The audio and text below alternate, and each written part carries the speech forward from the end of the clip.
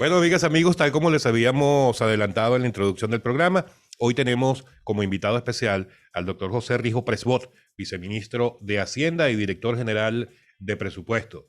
Doctor Rijo, ¿cómo está usted? Un placer saludarlo, Karina y Alex por este lado.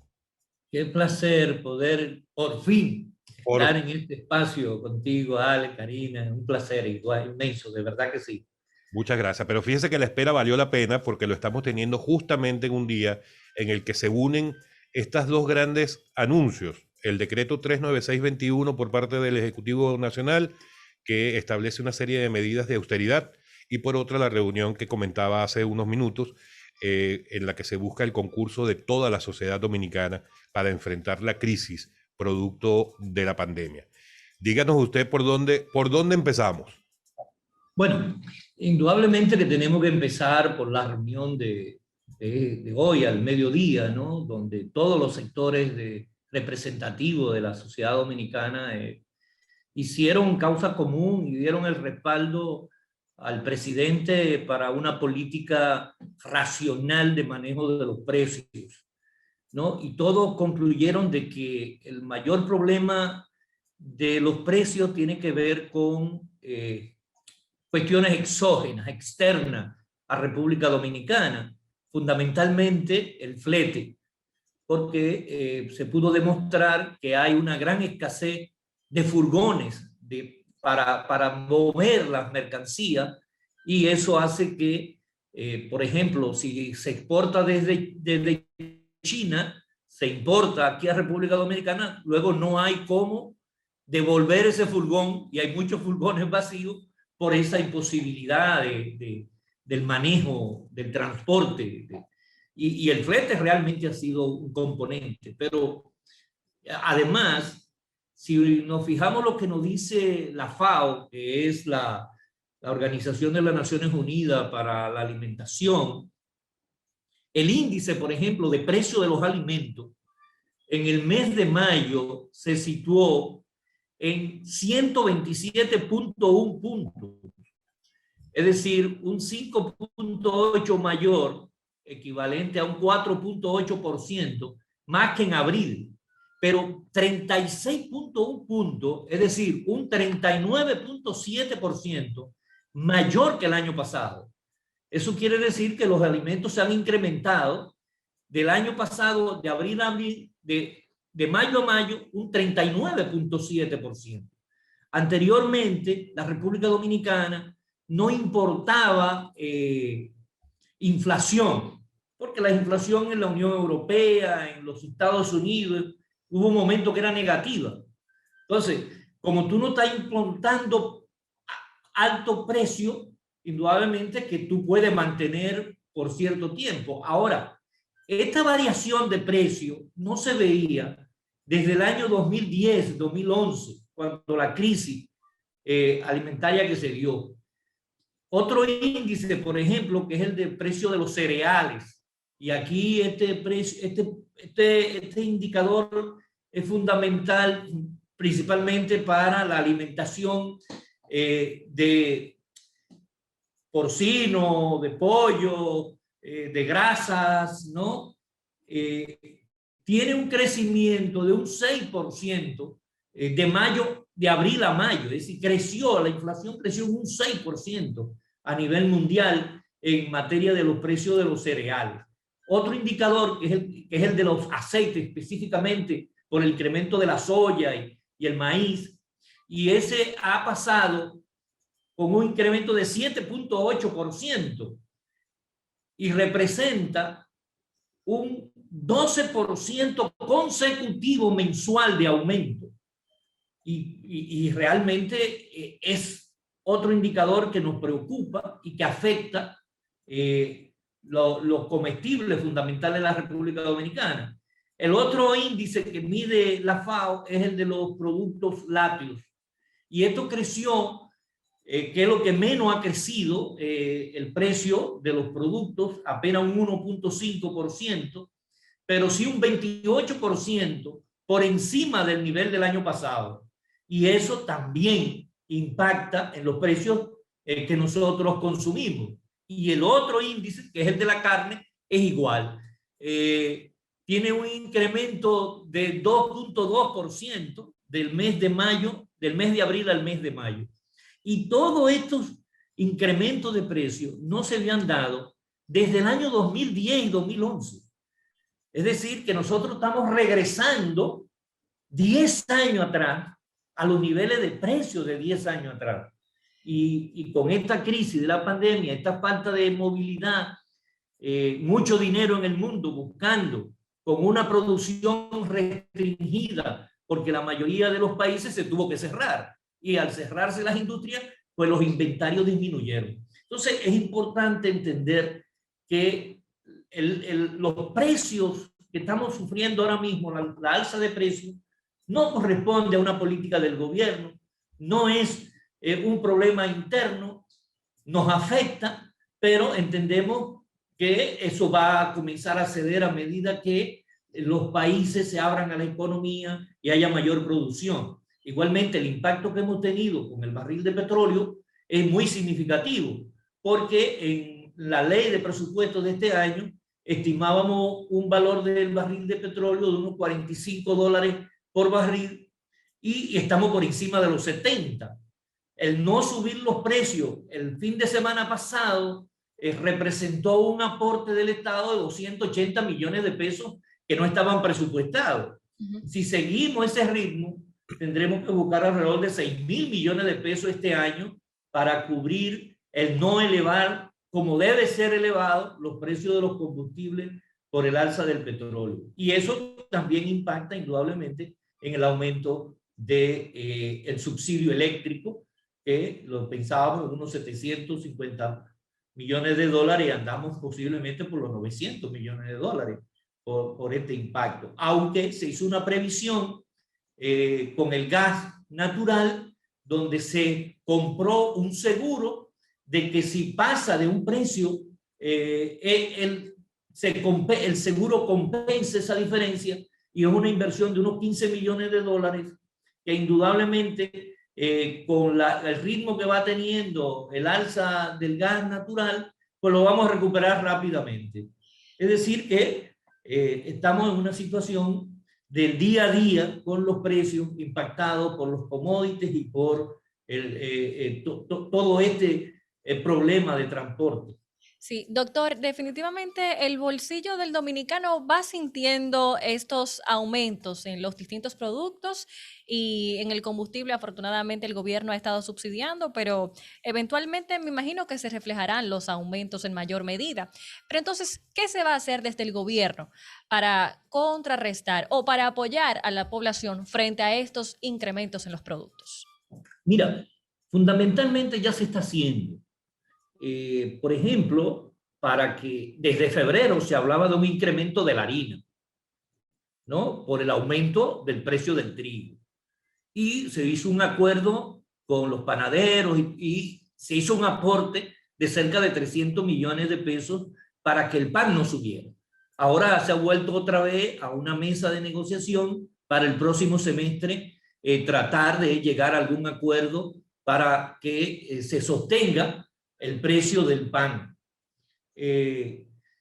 Por otro lado, se está haciendo mucha inversión en la producción agrícola, en mejoramiento de caminos, en mejoramiento de producción, de terreno, de canales de riego. Es decir, se está procurando que haya una mayor productividad en el campo para así tener alimentos nuestros, propios, que no estén menos impactados por la importación de materia prima. Aquí nos afecta indudablemente el costo de las fumigaciones y esas cosas, ¿no? Que nos afectan. Otra parte fundamental, y hay que entender, el gobierno, cuando nosotros elaboramos el presupuesto del año 2021, apenas lo hicimos en 45 días al llegar al poder. Y habíamos planificado que el programa Quédate en Casa se iba a estar hasta el 31 de diciembre. Y a partir del 31 de enero se iniciaba el proceso de la nueva tarjeta Supérate, ¿no? Sin embargo, se decidió mantener el Quédate en Casa e irlo desmontando hasta el mes de mayo. Y en mayo iba a empezar la doble, es decir, en lugar de 825 pesos que recibían la familia antes de la pandemia, comenzaran a recibir 1.650 pesos. Y eso era empezando con 830.000 familias y se iba a llevar durante el año a 1 millón. Sin embargo, desde abril se decidió mantener 1.350.000 familias que están siendo beneficiadas con la nueva tarjeta Quédate en Casa, con más programas, con más inversión de solidaridad a través de asistencia directa y puntual.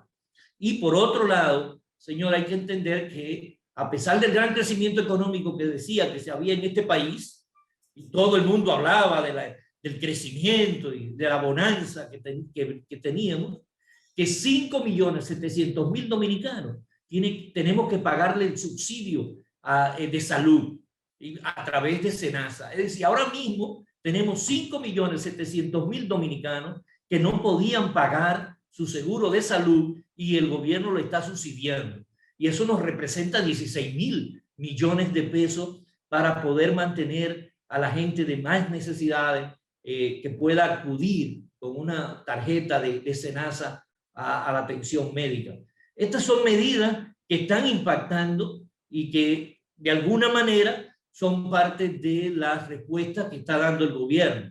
Seguimos en negociaciones, en discusiones con diferentes grupos bilaterales, buscando alternativas para disminuir los impactos directos. Y a lo mejor creamos un bono PAN, ¿no? ¿Quién sabe si lo vamos a necesitar? Pero se está buscando todas las medidas necesarias. Bien, amigos, les recordamos que estamos conversando con el doctor José Rijo Presbot, viceministro de Hacienda y director general de Presupuesto. Doctor Rijo, vamos a ir a una pequeña pausa, pero le voy a dejar una pregunta al aire para que nos la responda, por favor, al volver. Y se trata del tema de los subsidios. Hoy en la reunión todos los sectores parecían coincidir en que esto debe ser una situación temporal, por la que hay que tomar medidas efectivamente temporales para resolverlo y salir a flote en un mediano plazo. Ahora, el tema de los subsidios, en plural, a los combustibles, al tema del pan y todos los otros subsidios que se están otorgando para tratar de paliar un poco la situación de cara a los consumidores, ¿esto no se convierte a un largo plazo en un problema mayor o, en todo caso, la solución no se extiende en el tiempo o el problema no se extiende en el tiempo? Nos lo responde ahora cuando volvamos a través de No Se Diga Más. Vuelta en No Se Diga Más a través de Rumba 98.5. Les recordamos que nuestro número telefónico es el 809-682-9850 y recordándoles también que tenemos como invitado al doctor José Rijo Presbot, viceministro de Hacienda y director general de Presupuesto.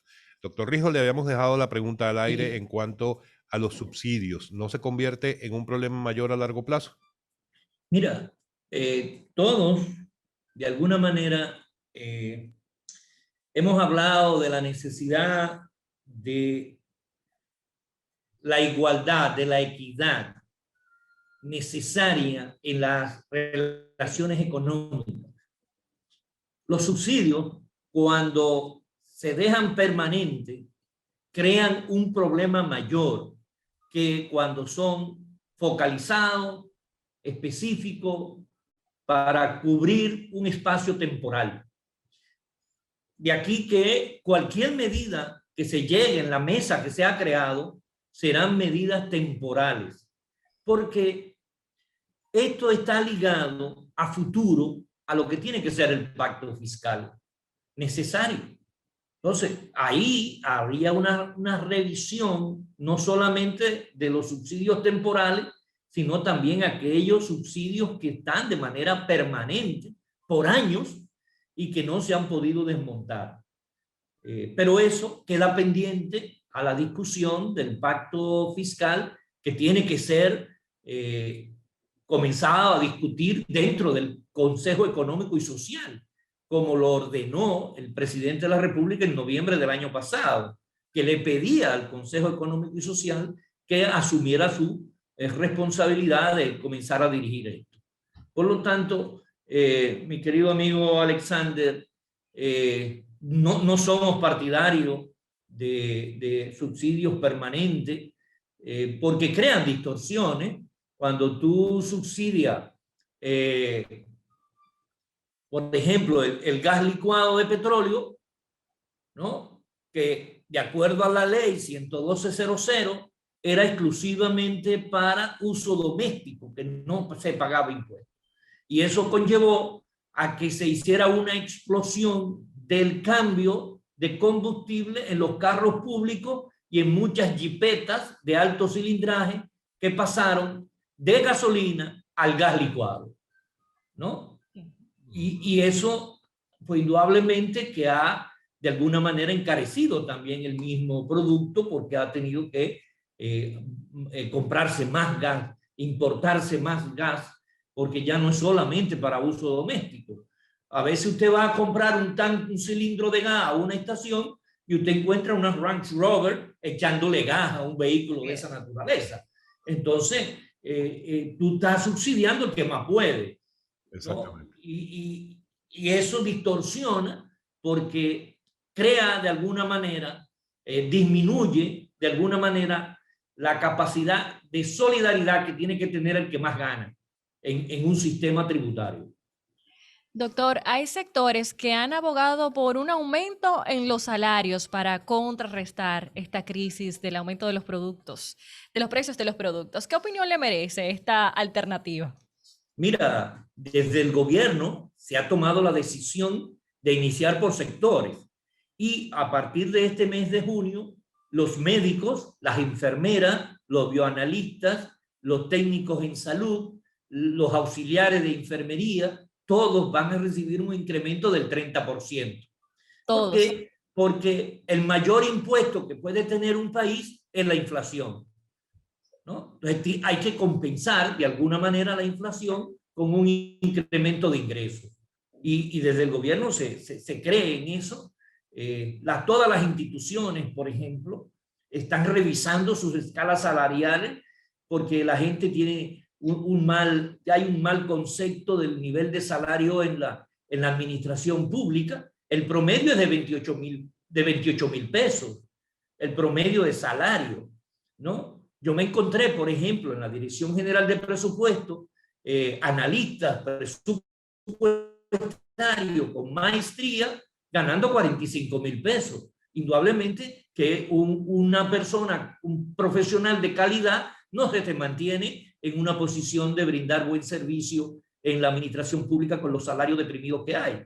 Y eso tiene que necesariamente que abocarse a un aumento salarial, ¿no? Sí. Doctor Rijo, antes de esta última pregunta de Karina, usted mencionaba una frase que a muchos les da escozor, que es vehículos de lujo, como parte de su respuesta. Y justamente el fin de semana salió un decreto presidencial que habla de una serie de medidas de austeridad y de control del gasto público. Y precisamente la compra de vehículos es una de las prohibiciones, pero esta es solo parte de las muchas medidas. Yo recuerdo que usted particularmente hablaba mucho durante la campaña electoral de una cifra que, si mal no recuerdo, estaba alrededor de los 32,000 millones de pesos, la cifra que uno de los organismos multilaterales había determinado como el monto que se había gastado en dispendio y en corrupción en la República Dominicana. Cuéntenos qué representa este decreto, qué se aspira con esto y cuál es la realidad que ustedes encontraron con respecto a esos supuestos 32,000 millones de pesos. Bueno, fíjate, precisamente, como nosotros tuvimos que hacer un presupuesto en 45 días, no tuvimos tiempo de desmontar gastos que estaban sobreestimados y que no respondían a un proceso de planificación en función de los productos institucionales que tenía que brindar en ventas de bienes y servicios, o mejor dicho, el suministro de bienes y servicios que tiene que dar el Estado a la población. Por eso ahora estamos haciendo un trabajo conjuntamente con el Ministerio de Economía y Planificación para unir el plan al presupuesto. No hacemos nada con tener recursos si no sabemos qué vamos a lograr con ellos, cuál es el producto y cuál es el resultado que esperamos obtener y cómo ese resultado tiene impacto en la calidad de vida de la gente. Entonces, Este es un trabajo que estamos haciendo con miras al año 2022 para tratar de que el presupuesto esté lo más ajustado a la necesidad de producción de bienes y servicios de cada institución y que los recursos vayan conforme a la visión de la institución. Por eso el decreto de reformular la administración pública para tratar de ir eliminando duplicidades, triplicidades que hay en todo. Entonces, ¿qué encontramos? Por ejemplo, nosotros nos montamos en el compra de vehículos, para poner un caso específico. Y el presupuesto original era de 1.620 millones de pesos, con una demanda que nos llevó a incrementar lo vigente, el dinero colocado para compra de vehículos en 2.136 millones de pesos. De esos 2.136 millones de pesos, ¿cuánto se ha ejecutado en los primeros 5 meses? Al 31 de mayo, el 1%. El 1%. Es decir, que en 5 meses las autorizaciones que se han dado solamente son por 12 millones de pesos. 12 millones de pesos. Nada más. En todo el gobierno con los central. 5 meses del año pasado, en todo el Poder Ejecutivo, lo que es el Poder Ejecutivo, excluido los poderes del Estado, ¿no? Todo lo que son los ministerios. El año pasado, el Poder Ejecutivo, de enero a mayo, ejecutó 274 millones de pesos en 5 meses en compra de vehículos. Y nosotros hemos ejecutado 12 millones de pesos. ¿Por qué razón? Porque aún sin estar el decreto, nosotros no autorizábamos a los que registran su presupuesto en línea, en lo que es el sistema integrado de gestión financiera, no le autorizamos compra de vehículos, sino con la autorización de la presidencia. Es decir, que desde antes nosotros teníamos controles precisos para la compra de vehículos. Siempre autorizando vehículos utilitarios, ya sean camionetas o un frigorífico para los comedores económicos, o la parte de licitación que viene, que todavía no se ha ejecutado, de nuevas ambulancias, porque se va a ampliar, ya comienza todo el proceso y se ha integrado alrededor de 1.000 hombres en la policía y 914 en DGCET para hacer la ampliación del 911 en las 7 provincias de la frontera para brindar mayor servicio de 911. Es decir, que ahí nosotros nos va a producir un ahorro con relación a lo que teníamos originalmente presupuestado, alrededor de 1.600 millones de pesos que se va a dejar de comprar de vehículos. Es decir, tú dices, bueno, pero 1.600 millones de pesos, bueno, esos 1.600 millones de pesos precisamente es lo que se pagó de flete para una partida de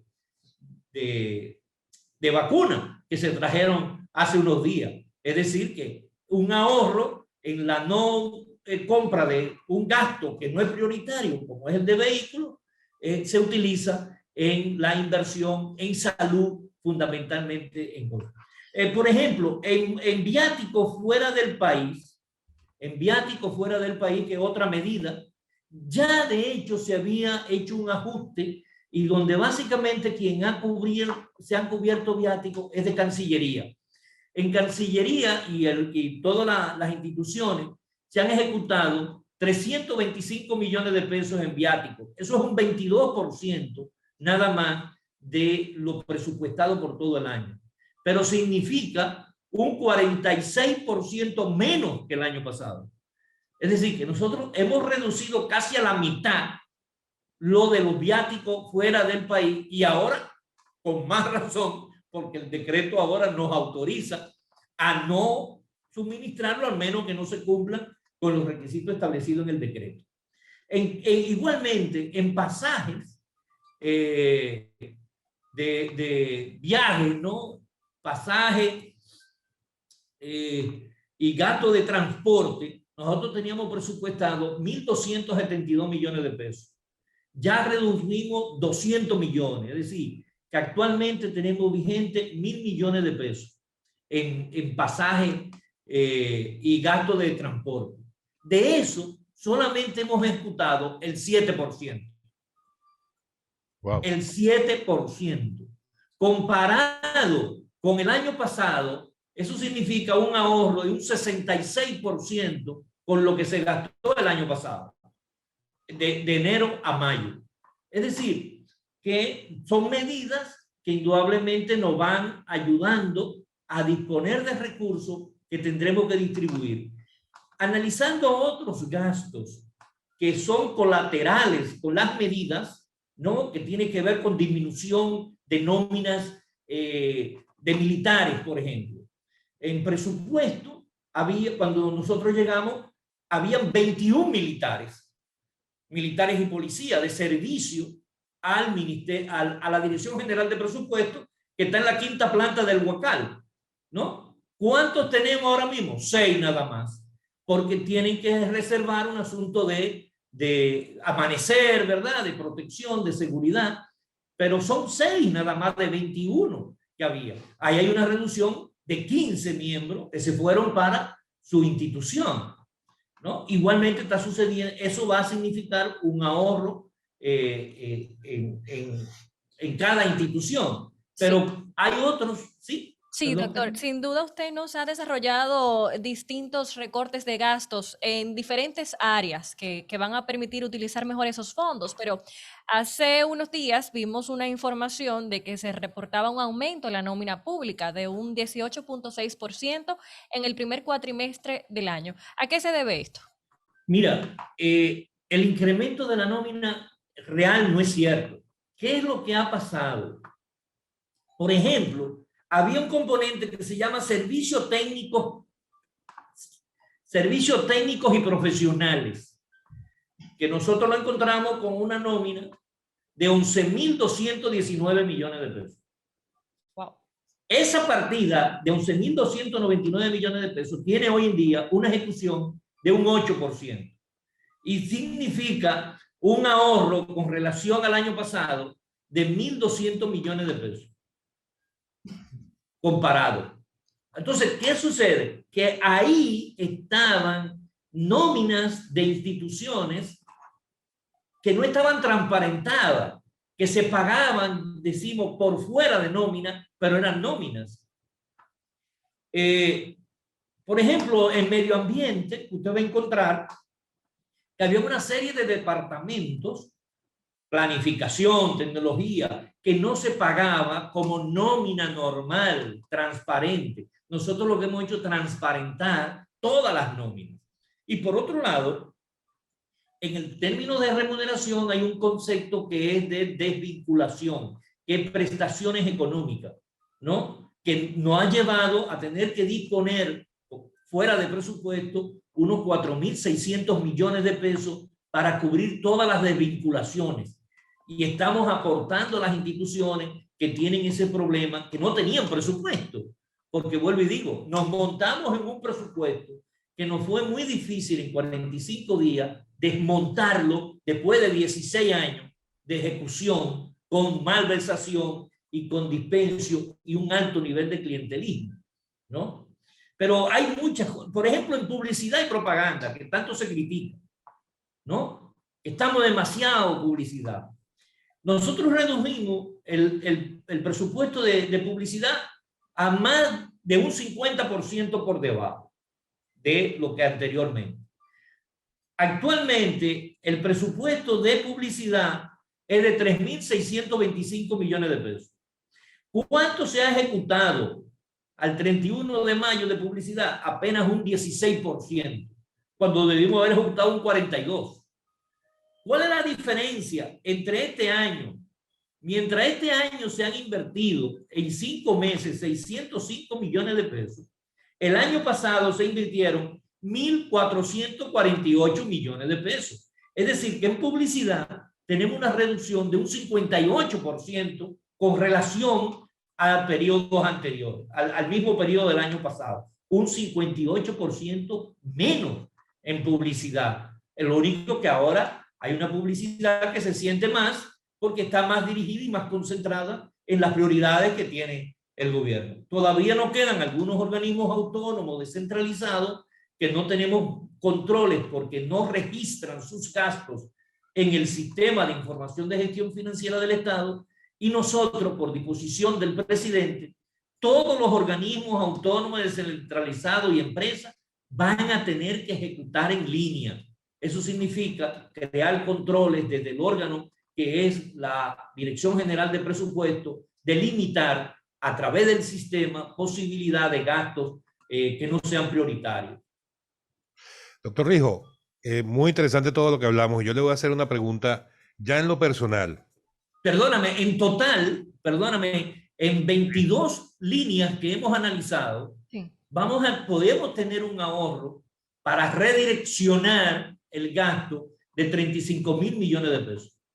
Importante. Wow, importante. Lo Más en mismo estos que se hablaba. Y más en estos momentos cuando el sector salud necesita tanta inversión. Claro. Doctor Rijo, ahora vamos para terminar una pregunta ya más hacia lo personal. Cuando usted se retira a descansar en las noches, ¿qué piensa usted? ¿Vamos bien? ¿Vamos mal? ¿Estamos mal pero vamos bien? ¿Cómo estamos? ¿Qué piensa usted cada noche cuando se va a descansar? Bueno, eso es ya en la madrugada. Porque es tanto el trajín, pero miren, lo más importante de todo es que el gobierno ha enfrentado una crisis como ningún país lo ha enfrentado. Aquí no hay crisis de abastecimiento. Aquí la economía comenzó a crecer. Y por sobre todas las cosas, el esfuerzo que se ha hecho para dotar de vacunas, estamos hablando solo en vacunas de 30.000 millones de pesos que no teníamos presupuestado para este año. Porque en septiembre nadie hablaba de que podían haber tantas vacunas, ¿no? 30.000 millones de pesos fuera de presupuesto. El incremento de los médicos, el elevar, y quiero aprovechar estos segundos, si me lo permite, Sí, claro, para claro. referirme, porque un amigo que está en campaña médica dijo que no habíamos cumplido con el acuerdo de aumentar las pensiones de los médicos que estaban por debajo de 50.000 pesos. Y el problema que sucedió es que eso va este mes, pero como tenía que publicarse el decreto no se había publicado y no hubo tiempo de incluir en la nómina el incremento a los médicos, pero ningún médico tiene pensión a partir de este mes por debajo de 50.000 pesos. Todos esos médicos que tenían pensiones de 8.000, de 10.000, a todos se le ha elevado. Lo único que habrá que darle un retroactivo porque ya la nómina ya estaba cursándose porque se cobra los 19 y los 20 y no hubo tiempo. Pero ya todos los médicos van a ganar esa pensión digna que le va a servir para mejorar sus condiciones de vida. Es una gran noticia. ¿Escuchó, Waldo Ariel? Perdón. Doctor, muchas gracias. gracias. Un buen amigo nuestro, ¿no? Pero bueno. que...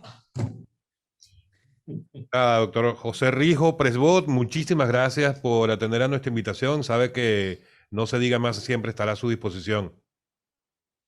Pues que no se diga nada más, estamos a las órdenes. Gracias. Muchas gracias. Ha sido el doctor José Rijos Presbot, viceministro de Hacienda y director general de Presupuesto.